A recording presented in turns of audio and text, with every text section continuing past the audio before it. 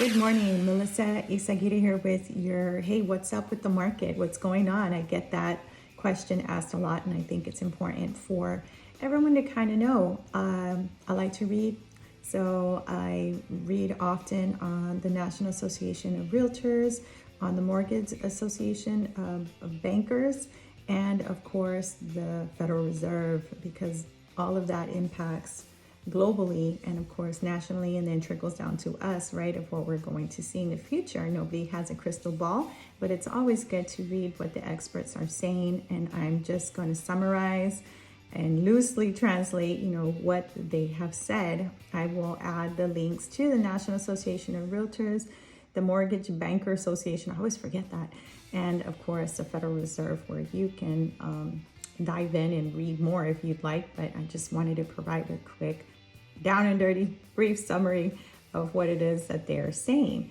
So, Federal Reserve is saying National Association of Realtors is saying it looks like we have reached that tipping point, and that surge that we were seeing in the summer, early summer, with your, 20, 30, 40 offers and your cash offers and all that seems to have kind of dwindled a little bit now that we're entering the latter part of summer. So that tipping point, we've reached it. So that surge, which is good for buyers, right? A lot of buyers have backed off. We have seen that where they're waiting or they're renting and just kind of waiting this out and see, mainly because they're frustrated because they've got 20, 30, 40 offers and maybe haven't been able to get in there. Well, this is good news for them because according to the National Association of Realtors, they're saying we've reached that tipping point and we're over that surge. So good thing. Doesn't mean that it's not a seller's market. It is still a seller's market, and those homes are still going to hold value. So that's important to note. Builders are still trying to catch up on the supply.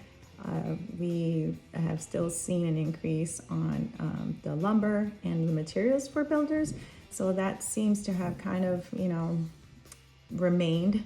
So just keep an eye on that. Make sure that you have a real estate agent with you when you do talk to a builder. Although we have outstanding builders here in San Antonio that have representatives, they are representing the builder. So you need to make sure that, have someone sitting there that's explaining each section of the transaction, and make sure that you don't get charged and have a surprise lump sum or something that's due that you were not expecting because of the increase of lumber and or the other materials that you'll be responsible for. So that's important to note. The Federal Reserve is definitely coming up with a specified plan to be able to keep these rates at where they're at. They did note that if there is a slight increase, it is a slight one, that we will still be buyer friendly, meaning that it's not going to be extreme. So they're doing their best to juggle everything that's going on to keep these rates low and to keep our economy, getting us out of this pandemic, and obviously with the vaccine and going into this variant and so many things that they have going on. They have a tough job, but they're doing their best per their write-up to keep the interest rates steady.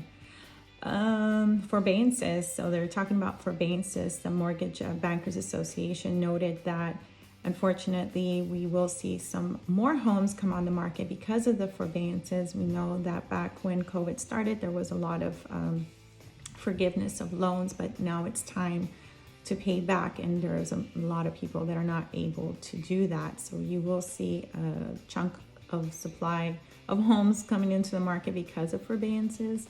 And that's about it. We're still behind. National Association of Realtors says we're still behind about 6 months supply of homes, but we did see an increase this summer. So people are becoming a little bit more comfortable with the vaccine, allowing people into their homes. And, the real estate agents have done a great job to make sure that we comply with all of the COVID regulations and everything. So I think that's helped as well.